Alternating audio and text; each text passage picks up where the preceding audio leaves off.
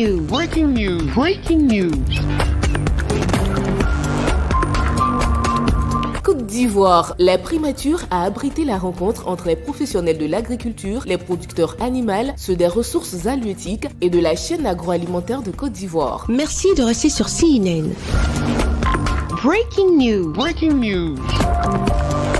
Ce lundi 5 juillet 2021, l'auditorium de la primature a abrité la rencontre entre les professionnels de l'agriculture en présence de leur ministre de tutelle, M. Kobena Kwasi Adjoumani, les producteurs animaux et des ressources halieutiques, la ministre du Plan et du Développement, Mme Niale Kaba, le ministre du Commerce et de l'Industrie, M. Diarra-Souba Souleymane, le ministre de la Communication, M. Amadou Koulibaly, les ambassadeurs et représentants des institutions diplomatiques et internationales accréditées en Côte d'Ivoire, ainsi que les acteurs des différents secteurs concernés. C'est à 9h16 que le Premier ministre de la République de Côte d'Ivoire, son Excellence Jérôme Patrick Achi, qui préside cette rencontre, fait son entrée dans l'auditorium. Et la parole est donnée au ministre de l'Agriculture et du Développement rural, M. Kobena Kwasi Adjoumani. Avant tout propos, permettez-moi de me réjouir de l'initiative du programme Côte d'Ivoire 2030 et de l'opportunité qui nous est offerte aujourd'hui pour en savoir davantage sur les étapes prochaines de sa mise en œuvre.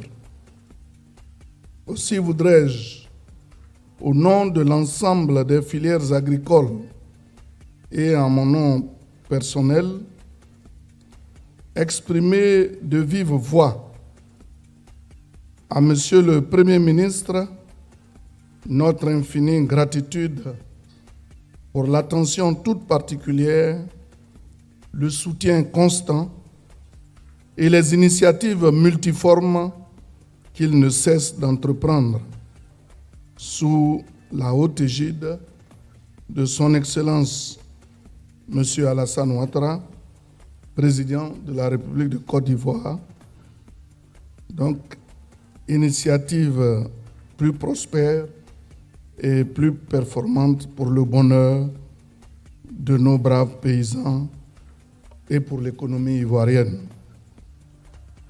Monsieur le Premier ministre, merci d'être présent, merci d'être des nôtres encore aujourd'hui, en dépit de votre agenda que nous savons si contraignant. Votre appui et votre grande sollicitude à l'égard du monde agricole constitue pour nous l'expression tangible de l'engagement de l'État de Côte d'Ivoire aux côtés des grands acteurs du développement économique et social que sont les paysans. Merci, Monsieur le Premier ministre Patrick Achi, et encore merci. C'est alors que son Excellence le Premier ministre Jérôme Patrick Achi s'est adressé à l'Assemblée présente. Avant d'introduire mon propos extrêmement structuré du discours qui a été rédigé, j'aurais souhaité échanger de façon relativement informelle avec vous sur les raisons profondes qui militent en faveur de la réunion d'aujourd'hui pour qu'on en ait un peu tous une compréhension. À Monsieur le ministre du Commerce et de l'Industrie, je viens de vous voir. Monsieur le ministre également des Ressources halieutiques, je ne vous avais pas vu, donc merci d'être là. Je souhaiterais quand même partager avec vous quelques réflexions qui fondent donc le sujet qui nous rassemble aujourd'hui et qui est extrêmement important pour le pays. Normalement, c'est Madame le ministre en charge du plan qui aurait dû, à ma place, peut-être tenir ses propos, mais je ne peux pas l'avoir à quelques semaines de présentation de son plan national de développement et ne pas en dire quelques mots. Et également pour les représentants des fêtières, des filières agricoles, mais également agro-industrielles qui sont là. On est dans une logique qui sous-tend, donc, comme je dis, le projet de société de son Excellence, Monsieur le Président de la République, sur donc, la Côte d'Ivoire solidaire, qui a pour fondement une réflexion profonde sur l'histoire de notre pays et de son économie au cours des 50 dernières années, et qui nous voit aujourd'hui à un niveau de développement certes performant, mais dont on aurait pu attendre, si on n'avait pas eu ces dizaines d'années de crise, d'être beaucoup plus en avant.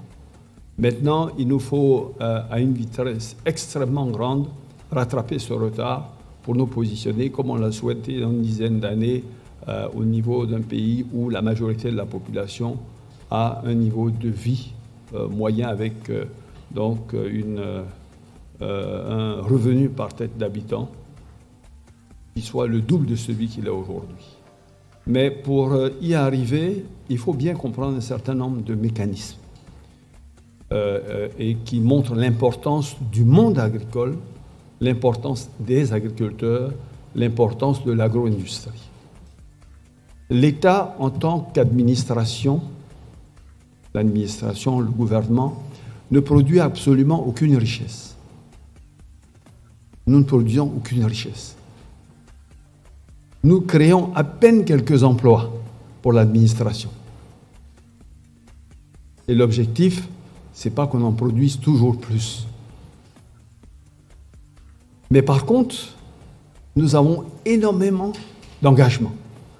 Le premier, c'est de construire des infrastructures extrêmement importantes pour donner aux populations dont nous avons la charge un niveau de vie, une condition sociale décente. S'en est suivi en huis clos hors médias avec les concernés de la filière et les représentants cités plus haut dans une atmosphère de travail et concertation qui a duré 2 bonnes heures d'horloge. Les conclusions ont été dites par la voix du Premier ministre devant la presse nationale et internationale. Ce que je voudrais dire comme élément de synthèse d'abord, c'est que le travail qui a été fait par la vision 2030 et donc par le plan de développement, quand on a fini d'écouter tous ces acteurs-là, on se rend bien compte qu'on est au cœur de notre sujet. C'est-à-dire, avant d'aller chercher d'autres filières, d'autres thèmes qui sont tout aussi importants, l'économie numérique, la construction, le BTP, enfin, toutes les autres filières et tous les autres secteurs qui pourraient être porteurs de la croissance, on a déjà des secteurs dans lesquels on est acteur, producteur, pour lequel nos populations ont déjà un minimum de culture de production et produisent déjà. Les difficultés qu'on a, elles ont été citées, elles sont transversales. Le premier, ce sont des questions liées à la productivité. Ils continuent de travailler comme si ils faisaient ces champs-là il y a 50 ans en arrière. Donc on a un vrai sujet d'insuffisance de productivité un demi-siècle après qu'on soit dans ces filières. Pendant que le secteur de l'agricole a connu en matière technologique, en termes d'engrais, en termes de techniques culturelles, en termes de mécanisation, des progrès inimaginables au cours de ces 50 années auxquels nous n'avons pas profité. Donc nous nous retrouvons aujourd'hui avec des générations de jeunes que les parents ont envoyés faire des études et qui ne sont plus capables de pratiquer ces cultures-là avec la même pénibilité que leurs parents, pour obtenir des rendements qui, quel que soit le prix d'achat, ne leur permet pas, au niveau de leur coût de la vie, d'avoir un pouvoir d'achat qui leur permet de mener une vie décente. Une photo de famille a été prise avant le cocktail offert pour le bonheur des participants. Et CNN, la télévision autrement, a recueilli quelques impressions pour vous. L'ensemble du travail qu'on a eu, le Premier ministre, nous partons satisfaits parce que les problèmes ont été touchés. Alors, la mise en place de l'interprofession en ce qui concerne les cajous, un financement structuré pour les partenaires que nous sommes, les acheteurs que nous sommes, et puis beaucoup de choses. Nous nous réjouissons d'avoir participé à cette rencontre. Il y aura des ateliers à partir de la mi-juillet, je crois à partir du 12 juillet, et nous allons évidemment participer. On sort avec beaucoup de joie. Le Premier ministre a bien posé les problèmes, il connaît nos difficultés et il y a la Côte d'Ivoire des ambitions. Nous voulons l'accompagner ensemble pour pouvoir atteindre ces objectifs. On part satisfait de ce que tous les points, sur les 3 points que nous avons abordés, à savoir les défis à relever, les attentes et aussi l'assistance du gouvernement. Je crois que sur l'ensemble des points, il y a une convergence de vues avec le gouvernement de Côte d'Ivoire. C'est à 13h qu'a pris fin cette rencontre appréciée par tous.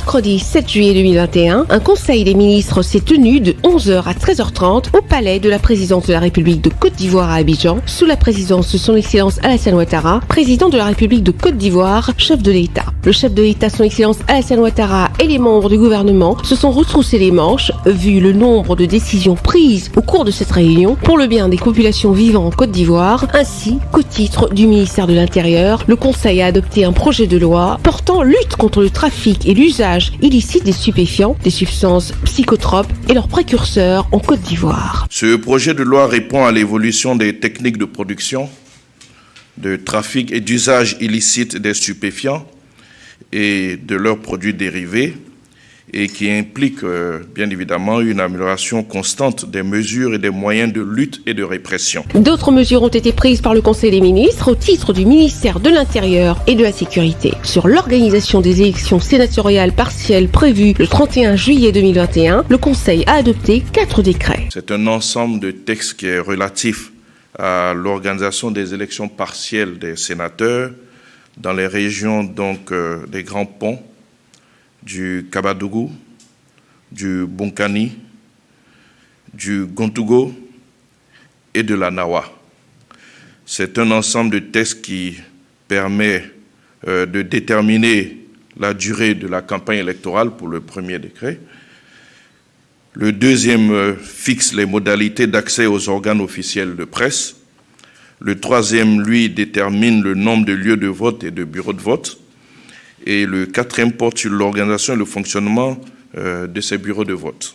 Ce qu'il faut retenir de l'ensemble de ces 4 textes, c'est que les collèges électoraux sont convoqués à la date du samedi 31 juillet 2021 et la campagne s'ouvrira le 23 juillet 2021 à 0h et se fermera le 29 juillet 2021 à minuit. Le Conseil a aussi adopté un décret portant approbation de la convention de concession d'exploitation des jeux de hasard entre l'État de Côte d'Ivoire et la Loterie nationale de Côte d'Ivoire, le NACI. Le Conseil a adopté un décret portant sur l'approbation de la convention de concession d'exploitation des jeux de hasard entre l'État de Côte d'Ivoire et la Loterie nationale pour une durée de 15 ans. C'est un décret qui permet en fait à la l'ONACI de prendre en compte les nouveaux jeux de hasard, notamment les jeux en ligne,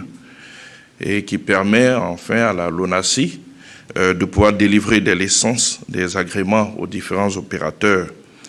C'est une action qui s'inscrit dans le cadre de l'application de la nouvelle loi qui a été votée, portant régime juridique donc des jeux de hasard et qui instaure notamment une autorité de régulation donc des 10 jeux.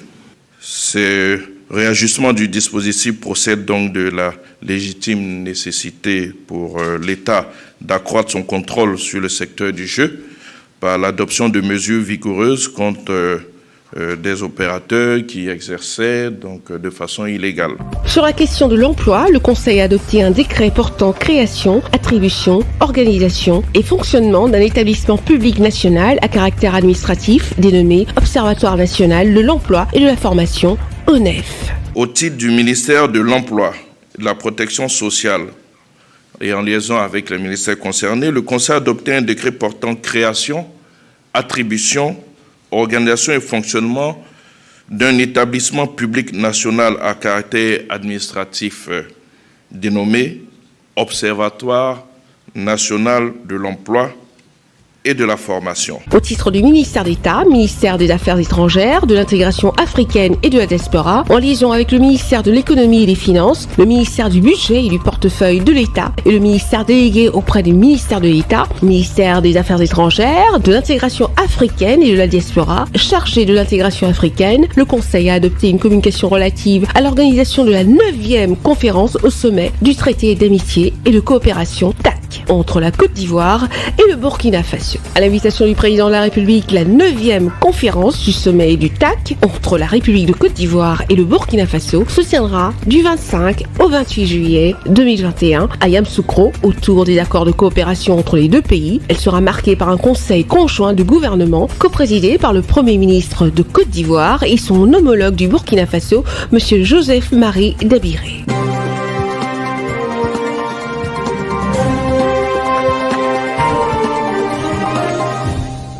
sommes le 17 juin 2021, il est exactement 16h10. Un seul oiseau métallique de plusieurs tonnes plane sur le ciel de Côte d'Ivoire dans sa partie sud Port-Boué et s'apprête à atterrir à l'aéroport international Félix Houphouët-Boigny avec à son bord l'ancien président de la République Laurent Gbagbo et sa compagne Nadi Bamba. Mélomane, inconditionnel du Woody de Mama, militant du FPI, député élu du FPI à l'Assemblée nationale de Côte d'Ivoire, sympathisant, chef religieux et coutumier et bien sûr la présence très remarquée de l'ex-première dame Simone Yves Gbagbo, de l'honorable Pascal Afin-Guessan, de M. Maurice Kakou-Gikawe, secrétaire général du PDCI RDA. Un accueil fraternel a lui être réservé qui sonne pour nombreux comme un moment clé de la réconciliation nationale pour un meilleur vivre ensemble entre les fils et filles de la Côte d'Ivoire. Le Boeing Eurowing, à bord duquel se trouve l'ancien président de la République, M. Laurent Gbagbo, et Madame, est toute une curiosité par le public massé aux abords de l'aéroport Félix Houphouët-Boigny. Le gouvernement de Côte d'Ivoire a tout mis en œuvre afin de réserver un accueil tel souhaité par les équipes d'organisation du retour en Côte d'Ivoire de l'ancien président de la République. Comme pour dire, la réconciliation entre fils et filles ivoiriens existe bel et bien et devra continuer son cheminement dans la paix et la concorde nationale. La présence massive de la presse nationale et internationale est la preuve qu'aucun média ne voulait se faire raconter cet événement historique.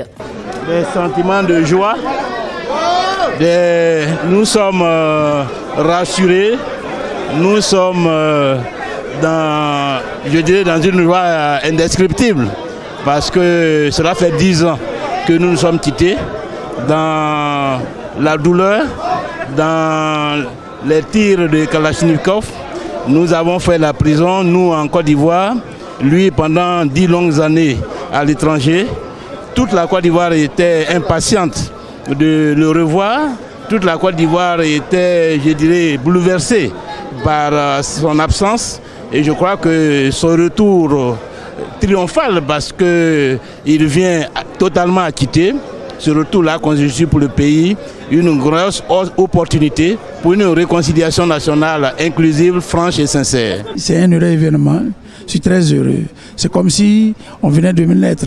Vivre l'événement, vivre l'arrivée du président Laurent Gbagbo, le retour du fils du pays dans son peuple, parmi son peuple, être avec son peuple.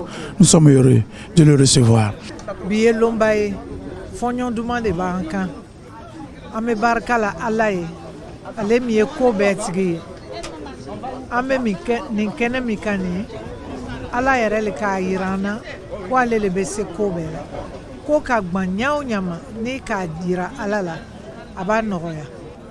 La Côte d'Ivoire est réconciliée, honorée, comblée par l'acquittement du président Laurent Gbagbo et par son retour au bercail. Il est normal qu'il rentre. Et il est normal qu'il participe à la reconstruction de la paix, de la cohésion sociale et le fait que l'ensemble des acteurs de la crise ivoirienne se retrouvent en terre ivoirienne est primordial pour accéder à cette réconciliation. La Côte d'Ivoire attend le retour de Gbagbo avec impatience, avec enthousiasme, avec joie. C'est ce que vous avez constaté vous-même. Hein. Les gens viennent un peu de partout. Vous avez vu les chefs qui sont là, ils attendent le président Laurent Gbagbo. Nous tous nous l'attendons, vous aussi d'ailleurs. Donc on attend le président Gbagbo. On peut simplement penser raisonnablement qu'avec le retour du président Laurent Gbagbo, la Côte d'Ivoire devrait s'engager résolument sur le chemin de la paix et de la réconciliation. La Côte d'Ivoire entame son processus de réconciliation.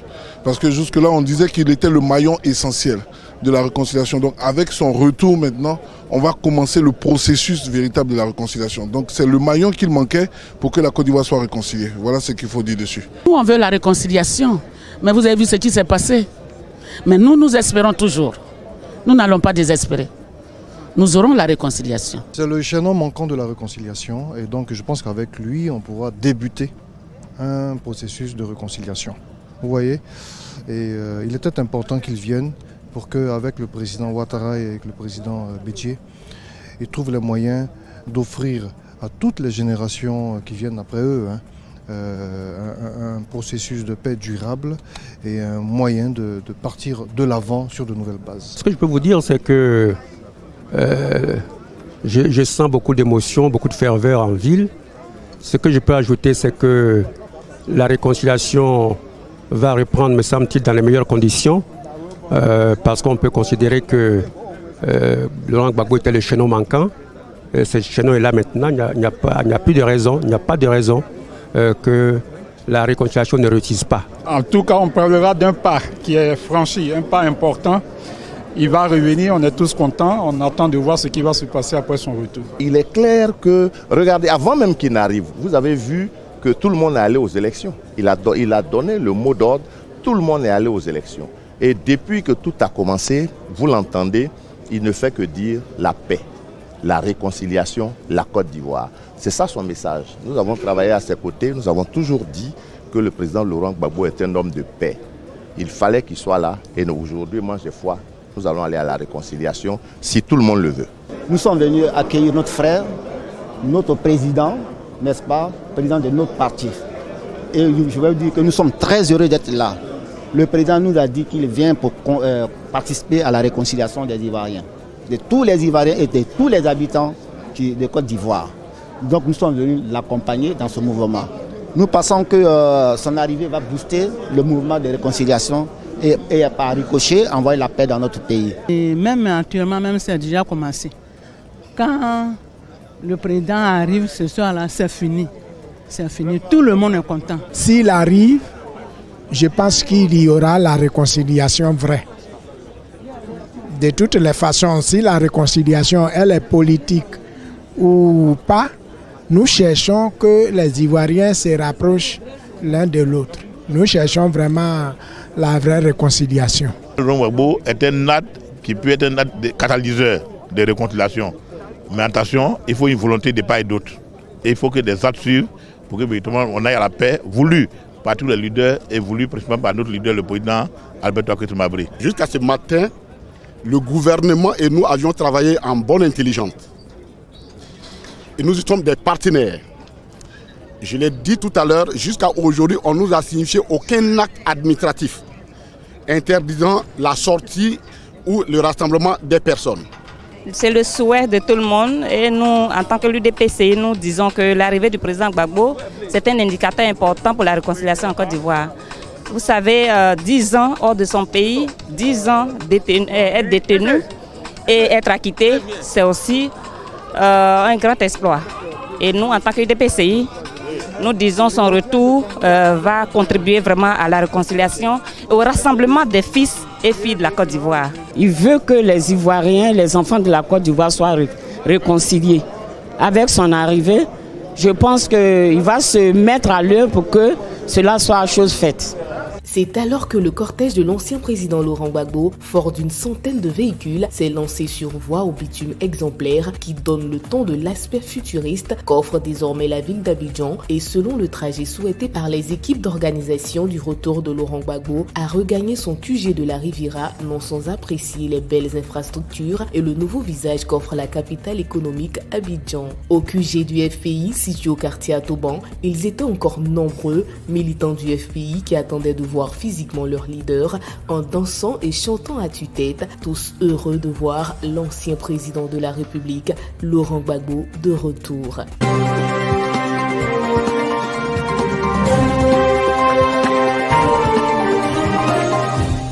À l'occasion d'une communication à l'Assemblée nationale ce 28 juin 2021, le ministre de l'Eau et de l'Énergie, Gaston Elundou Essoma, a déclaré que l'alimentation en eau potable dans le milieu rural au Cameroun fait face à de nombreux défis, dont le plus important est celui de la qualité et de la durabilité des ouvrages. Une situation qui, d'après le membre du gouvernement, résulte en amont de la standardisation du prix du forage, qui est de 8 500 000 francs depuis des décennies, quelle que soit la localité dans laquelle l'ouvrage est construit. Avec l'inflation des prix des matériaux de construction et d'équipement du forage, un montant n'étant plus incitatif pour les entreprises sérieuses qui ont de bonnes capacités techniques et financières, ce qui transparaît inéluctablement sur la qualité des ouvrages réalisés après quelques années d'utilisation. Dans ce périmètre, comme indique le ministre, plus de 57% des ménages ruraux au Cameroun ont accès à une source améliorée d'eau potable selon les critères définis par l'Organisation mondiale de la santé. C'est dire que 43% des ménages en zone rurale dans le pays n'ont pas pas d'autre choix que de s'abreuver aux sources d'eau non améliorées. Par ailleurs, sur la question des coupures répétées du courant électrique dans les ménages, le ministre Gaston Essomba a déclaré que le problème est d'ordre technique et que le gouvernement est à pied d'œuvre pour apporter des solutions dans les brefs délais.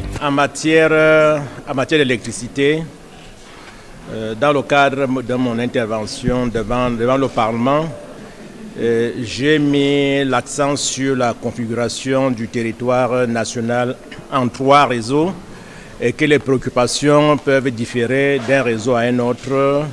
Le réseau interconnecté nord, celui du sud et celui de l'est. Mais globalement, le gouvernement est en train de travailler pour trouver des solutions aux préoccupations actuelles. Si dans le réseau qui est celui du sud, qui compte 6 régions méridionales, aujourd'hui, il n'y a pas un problème de production dans la mesure où les principaux ouvrages hydroélectriques sont déjà en train de livrer beaucoup de mégawatts, y compris même Veleux qui vient d'être mis en service, qui est en train d'être mis progressivement en service. Le problème se pose beaucoup plus au niveau de la distribution, au niveau du transport. Nous avons une préoccupation aujourd'hui d'un réseau de distribution avec les poteaux bois qui sont à l'origine des multiples interruptions de courant. À court terme, le gouvernement a trouvé une alternative, celle des poteaux béton. Malheureusement, les opérateurs qui en produisent ne sont pas encore autant nombreux, dont notre capacité actuelle tourne autour de 55 000 poteaux par an. Et c'est pour cette raison qu'en 2021, 55 000 poteaux béton seront mis en lieu et place des poteaux en bois. Parce que les chutes de poteaux bois aujourd'hui sont la première cause des interruptions de courant et dans les quartiers et dans les villages. Voilà donc l'une des mesures urgentes que le gouvernement est en train de prendre en matière de distribution.